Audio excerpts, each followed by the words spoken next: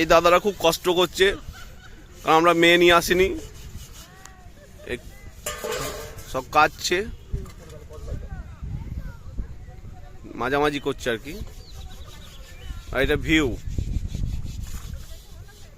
এখানে আসতে হলে কি করতে হবে দাদা? বোলপুর থেকে আসতে হলে কি করতে হবে? বোলপুর থেকে এলে কি করতে হবে? কোন দিকে আসবে? এটা ভিউ, সুন্দর ভিউ।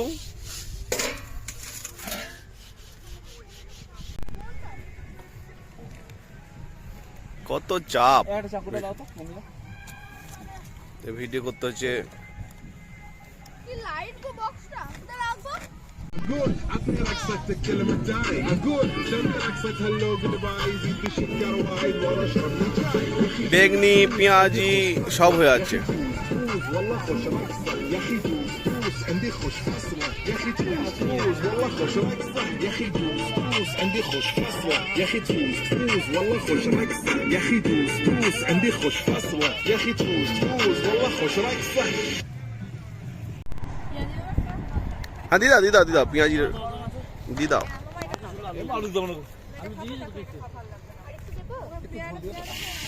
চলছে পিকনিক জমজমাট। তো মুড়ি খাওয়ার পর্ব শেষ হয়ে যাওয়ার পর চেপে গেল খাসির মাংস, ছিল চিকেন পকোড়া ছিল, আর পোস্ত ছিল, চাটনি ছিল, মিষ্টি পাঁপড়, এগুলো সবই ছিল। তার মধ্যে যারা রান্না করছে আমাদের দাদারা, তারা খাসির মাংস চাপিয়ে দিল। আর এই জায়গাটা বোলপুর থেকে মাত্র 8 কিলোমিটার মতন। এই জায়গাতে এলে, জায়গাটা পাশে রেল স্টেশন প্রান্তিক, আর এটা রেল ব্রিজ, বাসের যে ব্রিজ যাওয়া হয় এটাতেই আপনাদের চলে যাওয়া রামপুরহাটের দিকে। তো মাংস এখন অনেকটাই হয়ে গেছে, দাদারা যেভাবে হেল্প করেছে। তার মধ্যে টিফিন খাওয়ার পর আমরা চলে এসেছিলাম টিফিন চিকেন পকোড়াতে। তো চিকেন পকোড়া সব দেওয়া হচ্ছে সবাইকে। আমরা প্রায় 15-16 জনের মতন ছিলাম। সকলকে চিকেন পকোড়া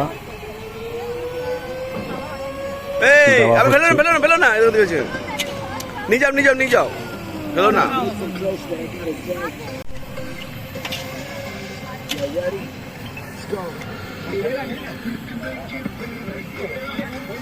দুশো করি না কিন্তু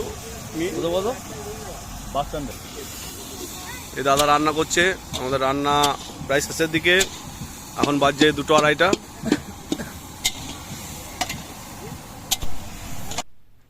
আর পিকনিক করতে গেছি, ফটোশ্যুট হবে না, এটা কোনো মানে হলো? ফটোশ্যুটের জন্য আমি তো সবসময় থাকি, এটা একেবারে আলাদা জিনিস আমার কাছে। তো আবদারও আর কি, এদের আবদার সবসময় ছবি তুলে দেওয়া। এখানে যেহেতু সানডে ছিল, তো সানডের দিন সবাই পিকনিকে এসছিল। পিকনিক পর্ব তো সব দেখালাম, আশা করি ভিডিওটা ভালো লাগবে বন্ধুদের। কোন জায়গায় আসতে হবে সেটাও বলে দিলাম। পাশেই রিভার আছে, দেখতেই পাচ্ছ, খুবই সুন্দর জায়গাটা। খাওয়ার পর্ব চলছে আমাদের শেষের দিকে, এরপর খাওয়া দাওয়া হয়ে গেলে চলে যাব। ভিডিও ভালো লাগলে শেয়ার